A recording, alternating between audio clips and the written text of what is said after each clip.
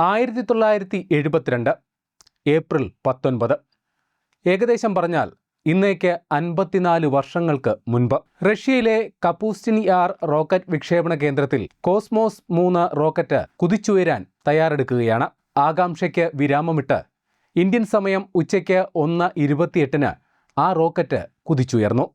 ISRO എന്ന് പിൽക്കാലത്ത് ബഹിരാകാശ ശാസ്ത്ര സാങ്കേതിക രംഗത്ത് ഇന്ത്യയുടെ പതാകവാഹകരായ ഇന്ത്യൻ സ്പേസ് റിസർച്ച് ഓർഗനൈസേഷൻ്റെ കുതിപ്പിൻ്റെ തുടക്കം കൂടിയായിരുന്നു അത്. ഭാരതത്തിൻ്റെ ആദ്യ ബഹിരാകാശ പേടകമായ ആര്യഭട്ടയുടെയും ആ പേരിന് കാരണക്കാരനായ ചരിത്രപുരുഷൻ ആര്യഭടനെയും കുറിച്ചാണ് ഇന്ന് പറയാനുള്ളത്.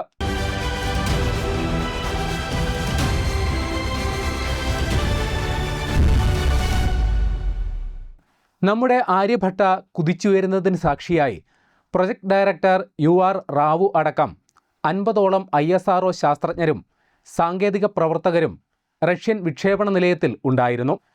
സ്വാതന്ത്ര്യം ലഭിച്ച് 30 വർഷങ്ങൾക്കിപ്പുറം ബഹിരാകാശ പദ്ധതികൾക്ക് സാമ്പത്തിക അടിത്തറ ഇല്ലാതിരുന്ന നമ്മുടെ രാജ്യം ഈ നേട്ടം കൈവരിച്ചതിന് പിന്നിൽ അർപ്പണബോധത്തോടെ പ്രവർത്തിച്ച ഒരു പറ്റം ശാസ്ത്രജ്ഞർ ആയിരുന്നു.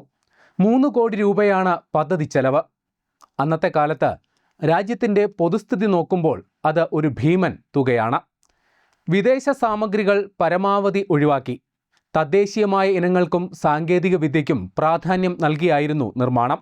കൂറ്റൻ നിർമ്മാണശാല ആരംഭിക്കുന്നതിന് പകരം ബാംഗ്ലൂരിലെ പീനിയയിൽ 4 നിർമ്മാണ ഷെഡുകളിലായിരുന്നു നിർമ്മാണം. അതിൽ ഒന്നിലെ ശുചിമുറി ഡാറ്റ സ്റ്റോറേജ് സംവിധാനം ആക്കിയതും ഇതിനു പിന്നിലെ രസകരമായ ഒരു കഥയാണ്. കൃത്രിമ ഉപഗ്രഹം നിർമ്മിച്ച് മുൻപരിചയം ഇല്ലാതിരുന്നിട്ടും 30 മാസത്തിനുള്ളിൽ ISRO ലക്ഷ്യം പൂർത്തിയാക്കി. ഈ ലക്ഷ്യം കൈവരിക്കുന്ന 11ാമത് രാജ്യമാണ് നമ്മുടെ ഭാരതം. 150ഓളം വരുന്ന ശാസ്ത്ര സംഘത്തിൻ്റെ ടീം വർക്ക് ഫലം കണ്ടു. ഉപഗ്രഹം സാധ്യമായെങ്കിലും അത് ബഹിരാകാശത്ത് സുരക്ഷിതമായി എത്തിക്കാനുള്ള റോക്കറ്റ് സാങ്കേതിക വിദ്യ നമുക്കില്ലായിരുന്നു. ഇവിടെയാണ് പഴയ സോവിയറ്റ് യൂണിയൻ സഹായഹസ്തം നീട്ടിയത്. 2ാം ലോക യുദ്ധത്തിന് ശേഷം അമേരിക്കയും റഷ്യയും 2 ചേരികളായി നിന്ന് ശീതയുദ്ധം നടത്തുന്ന സമയമായിരുന്നു അത്. ഇന്ത്യൻ ഉപഗ്രഹം സൗജന്യമായി വിക്ഷേപിക്കാൻ സഹായിക്കും, പകരം ഇന്ത്യൻ തുറമുഖങ്ങളിൽ നിരീക്ഷണം നടത്താൻ റഷ്യയെ അനുവദിക്കണം എന്നായിരുന്നു കരാർ. ശീതയുദ്ധകാലത്ത് അമേരിക്കയ്ക്കെതിരെ സൗഹൃദ രാഷ്ട്രങ്ങളുമായി ബഹിരാകാശ മേഖലയിൽ സഖ്യം ഉണ്ടാക്കുക എന്ന റഷ്യൻ നയം നമുക്ക് സഹായകരമായി. വിക്ഷേപണ തീയതി ഏപ്രിൽ 19 കാലാവസ്ഥ പ്രതികൂലമെങ്കിൽ ഏപ്രിൽ 20 നിശ്ചയിച്ചിരുന്നു. ഇതുപ്രകാരം 2 സ്റ്റാമ്പുകളും നമ്മുടെ രാജ്യം തയ്യാറാക്കി. പിന്നീട് ഏപ്രിൽ 20 രേഖപ്പെടുത്തിയ സ്റ്റാമ്പ് നശിപ്പിച്ചു കളയുകയായിരുന്നു. പിന്നീട് ആര്യഭട്ടയുമായുള്ള ചിത്രം പതിപ്പിച്ച 2 രൂപ കറൻസി രാജ്യം പുറത്തിറക്കി. 360 കിലോ ഭാരവും 26 വശങ്ങളും ഉണ്ടായിരുന്ന ആര്യഭട്ടയിൽ 12,000 ഇലക്ട്രിക് ഘടകങ്ങളും 20,000 സോളാർ സെല്ലുകളും ഒരുക്കിയിരുന്നു. തദ്ദേശീയമായി വികസിപ്പിച്ച ടെലിമെട്രി, ടെലികമാൻഡ് സംവിധാനങ്ങൾ ഉപയോഗിച്ച് എക്സ്റേ അസ്ട്രോണമി, എയറോനോമിക്സ്, സോളാർ ഫിസിക്സ് എന്നിവയെക്കുറിച്ച് പഠിക്കാനും ഭൂമിയുടെ അന്തരീക്ഷ ആവരണം ആയ അയണോസ്ഫിയറിനെക്കുറിച്ച് മനസ്സിലാക്കാനുമുള്ള ശാസ്ത്രീയ ഉപകരണങ്ങളും ആര്യഭട്ടയിൽ അടക്കം ചെയ്തിരുന്നു. 6 മാസമായിരുന്നു പ്രവർത്തന കാലാവധി. എന്നാൽ 4 ദിവസവും 60 പരിക്രമണവും പൂർത്തിയാക്കിയ ആര്യഭട്ട നിശ്ചലമായി. വൈദ്യുതി വിതരണ സംവിധാനത്തിലെ തകരാറായിരുന്നു കാരണം. പിന്നീട് ആര്യഭട്ടയുമായുള്ള എല്ലാ ആശയവിനിമയവും നഷ്ടമായി. 1981 മാർച്ച് വരെ ബഹിരാകാശത്ത് തുടർന്ന ആര്യഭട്ട പിന്നീട് ഭ്രമണപഥത്തിലെ വ്യതിയാനം മൂലം ഭൗമാന്തരീക്ഷത്തിൽ പ്രവേശിക്കുകയും 1992 ഫെബ്രുവരി 10 കത്തി അമരുകയും ചെയ്തു. ദൗത്യം പൂർണ്ണ വിജയമായില്ലെങ്കിലും ബഹിരാകാശ രംഗത്ത് നമ്മുടെ രാജ്യത്തിൻ്റെ അടിത്തറ പാകാൻ ഈ അനുഭവപാഠം സഹായകരമായി. ഇന്ത്യയുടെ ആദ്യ ഉപഗ്രഹത്തിന് 3 പേരുകൾ നിർദ്ദേശിക്കപ്പെട്ടിരുന്നു.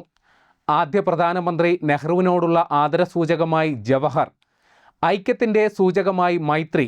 എന്നാൽ പ്രധാനമന്ത്രി ഇന്ദിരാഗാന്ധി നിർദ്ദേശിച്ചത് ആര്യഭട്ട എന്ന പേരാണ്. പൗരാണിക ഭാരതത്തിൽ 5ാം നൂറ്റാണ്ടിൽ ജീവിച്ചിരുന്ന ജ്യോതിശാസ്ത്രജ്ഞനും ഗണിതശാസ്ത്രജ്ഞനും ആയ ആര്യഭടനോടുള്ള ആദരസൂചകമായിരുന്നു ഇത്. ആധുനിക ശാസ്ത്ര സംവിധാനങ്ങളോ വാനനിരീക്ഷണ ഉപകരണങ്ങളോ ഇല്ലാതിരുന്ന കാലത്ത് ആര്യഭടീയം രചിച്ച അസാമാന്യ പ്രതിഭയായിരുന്നു അദ്ദേഹം. പിന്നീട് ശാസ്ത്രലോകം ശരിവെച്ച പല കണ്ടുപിടുത്തങ്ങളും തലമുറകൾക്ക് മുൻപേ കണ്ടെത്തി ആ അറിവ് ലോകത്തിന് പകർന്നയാൾ. തൻ്റെ 23ാമത് വയസ്സിലാണ് ആര്യഭടൻ ഈ ശാസ്ത്ര രഹസ്യങ്ങൾ രചിച്ചത് എന്നുകൂടി അറിയണം. ആകാശം ചലിക്കുന്നു എന്നായിരുന്നു ആദ്യ വിശ്വാസം. എന്നാൽ ഭൂമി ഭ്രമണം ചെയ്യുന്നുവെന്നും ചന്ദ്രനും മറ്റ് ഗ്രഹങ്ങളും സൂര്യൻ്റെ പ്രകാശത്തെ പ്രതിഫലിപ്പിക്കുന്നുവെന്നും ആര്യഭടൻ കണ്ടെത്തി. ക്രിസ്തുവർഷം 476 ആശ്മകം എന്ന സ്ഥലത്താണ് ജനനം. ഇന്നത്തെ കൊടുങ്ങല്ലൂരാണ് ഈ സ്ഥലം. കേരളത്തിൽ പ്രാഥമിക വിദ്യാഭ്യാസം പൂർത്തിയാക്കി തുടർ പഠനത്തിന് നളന്ദ സർവകലാശാലയിലേക്ക് പോവുകയായിരുന്നു. പാടലീപുത്രം സാമ്രാജ്യത്തിൻ്റെ ഭാഗമായിരുന്ന ബീഹാറിലെ കുസുമപുരം എന്ന സ്ഥലത്താണ് ശിഷ്ടകാലം ജീവിച്ചത്. സാങ്കേതിക സംവിധാനങ്ങളുടെ സഹായമില്ലാതെ ആര്യഭടൻ നക്ഷത്രങ്ങളുടെ ചലനം അടക്കമുള്ളവ മനസ്സിലാക്കി എന്നത് ഇപ്പോഴും അത്ഭുതമാണ്. ആര്യഭടീയത്തിന് മുൻപ് ഗ്രഹങ്ങളുടെ ചലനം സംബന്ധിച്ച് പഠനം നടന്നതായി രേഖയില്ല. ആര്യഭടീയം സംബന്ധിച്ച് നിരവധി വ്യാഖ്യാനങ്ങൾ ഉണ്ടായി. AD 629 ഭാസ്കരൻ ഒന്നാമൻ രചിച്ച ഭമഭാസ്കരീയം ആര്യഭടീയത്തെക്കുറിച്ച് വിശദമായി പ്രതിപാദിക്കുന്നുണ്ട്.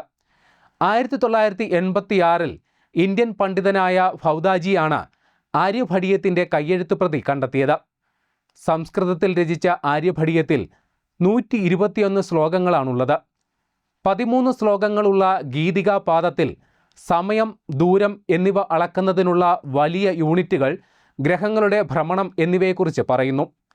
33 ശ്ലോകങ്ങളുള്ള ഗണിതപാദത്തിൽ ഗണിതശാസ്ത്ര സംബന്ധവും 25 ശ്ലോകങ്ങളുള്ള കലക്രിയാ പാദത്തിൽ കാലഗണന, ഗ്രഹങ്ങളുടെ ഗതി എന്നിവയെക്കുറിച്ചും പറയുന്നു. 50 ശ്ലോകങ്ങളുള്ള ഗോളപാദത്തിൽ ഭൂമിയുടെ ആകൃതി, ഭ്രമണം, സൂര്യഗ്രഹണം, ചന്ദ്രഗ്രഹണം എന്നിവയെക്കുറിച്ചും പറയുന്നു. സൂര്യ ചന്ദ്രഗ്രഹണങ്ങൾ രാഹു, കേതു എന്നിവയുടെ സ്വാധീനത്താൽ എന്നായിരുന്നു പഴയ വിശ്വാസം. എന്നാൽ ഇത് സൂര്യപ്രകാശം സൃഷ്ടിക്കുന്ന നിഴൽ വീഴുന്നത് മൂലം എന്ന് ആര്യഭടൻ കണ്ടെത്തി.